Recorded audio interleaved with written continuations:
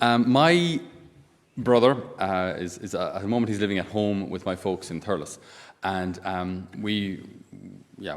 long story short, but we sold a farm, so my dad is still a farmer at heart. So we've got a big shed out the back of the house, and this shed, it's a world of wonder for my two nieces and nephew, because they go into the shed and there's all sorts of danger everywhere, you know. And they were asking me, Father Patrick, have you a shed too? I said, yeah, I've got two sheds, but they're smaller than Grandad's.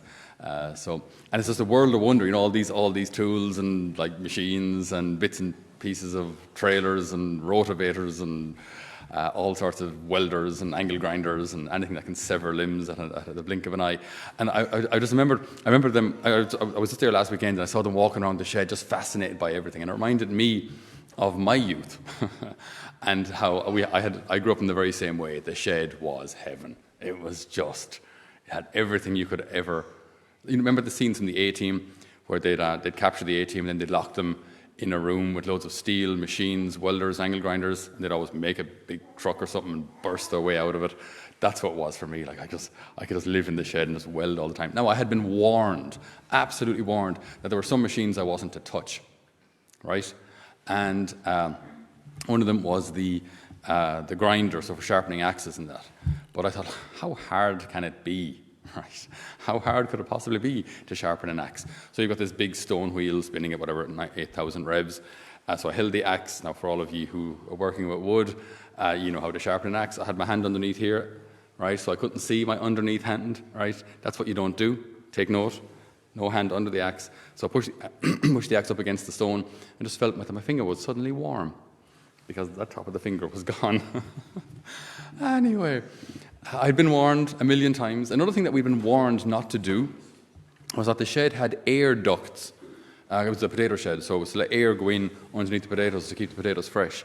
Myself and my brother used to crawl through them. Now they were dead ends, so there was no way, and they were that wide, right? So if we got stuck, no one could help us. We were buried under, I don't know, a couple of 100 tons of potatoes, and no one could get in, and there was no, you know.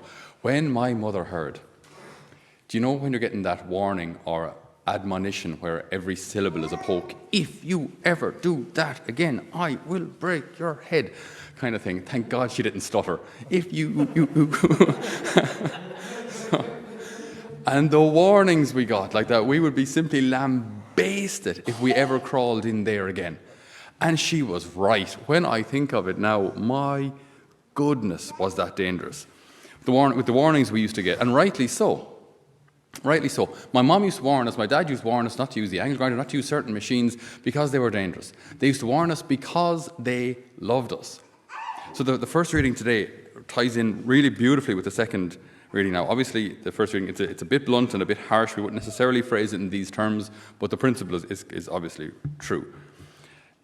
If I say to the wicked man, wicked wretch, you are to die, and do not speak to warn the wicked man to renounce his ways, then he shall die for his sins, but I will hold you responsible for his death.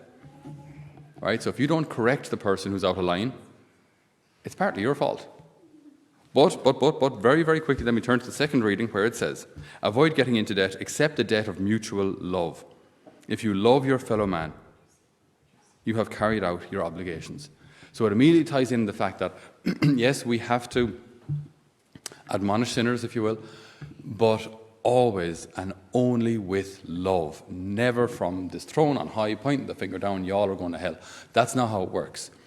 But we must love people into heaven, love people into the truth, right? So it's a difficult balance, because if you just lay down the law, it can make the faith look very judgmental, very critical. I remember once I was doing a PPC with it's a Legion of Mary thing, for those who aren't familiar with what a PPC is. It's like a mission that the Legion of Mary do. So we were doing house-to-house visitation. I was very young. I think I was 16 at the time. And so we knocked on a door in a house in Tipperary, and a girl a little younger than me answered. She must have been maybe 13. She answered the door. And the lady who was with me said, oh, hello, we're from the Legion of Mary. Just want to invite you to a mass now in Tipperary town. At 10 o'clock, it's going to be a youth mass, if you'd like to come along. And the girl said, oh, thanks for the invitation. And then the lady asked, something which I never would, do you go to Mass?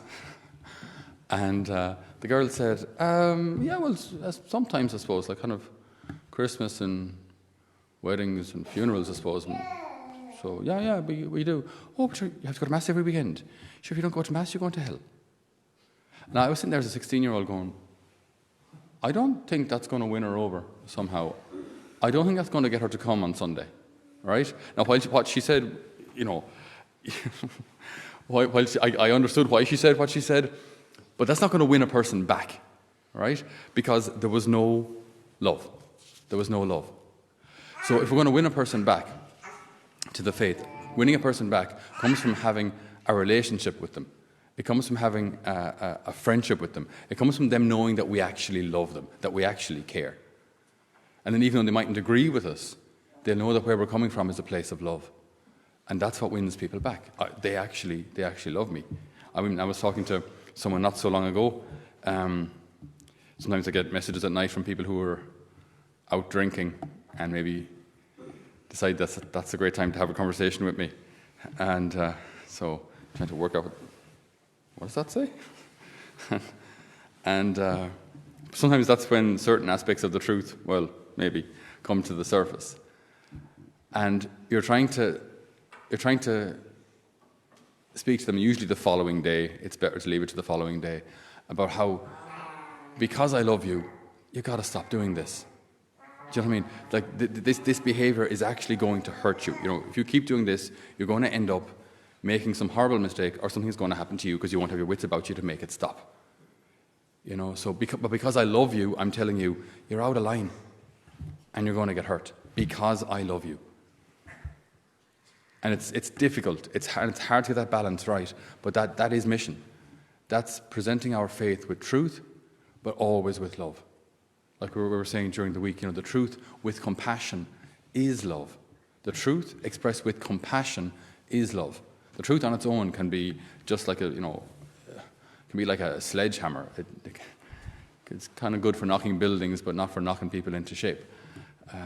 But the truth with compassion, it is an act of love. And we have this difficult job in a world that's morally confused, to stand for the truth and to help people to see the truth. But we do so not because we think we're better than them, but because we know that God has given us this mission to win souls back for Him. Go out to the whole world, proclaim the good news, baptize them in the name of the Father, the Son, and the Holy Spirit. And remember that I am with you always, yes, until the end of time.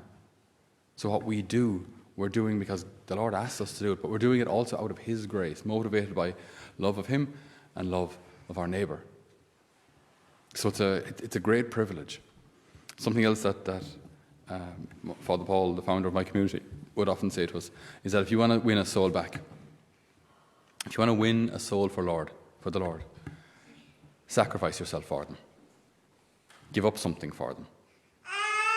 So say you like the occasional drink, within moderation, but there's some particular person in your family who doesn't go to Mass anymore or hates the church or whatever it is. Give up the drink for them. Give up. Fair City still on?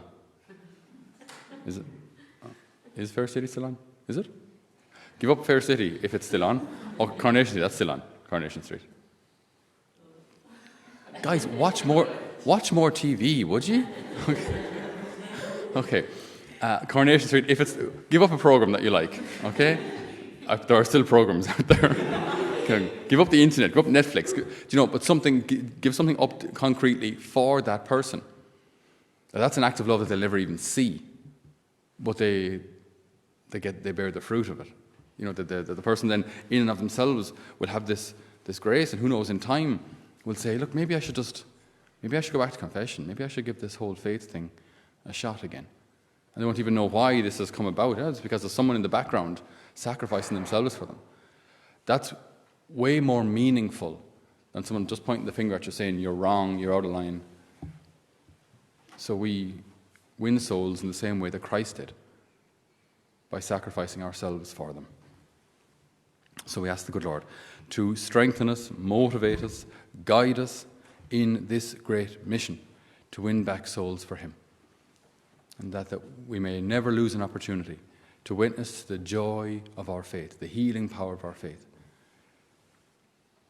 that every soul won back for him may share with us, God willing, the joy of heaven for all eternity.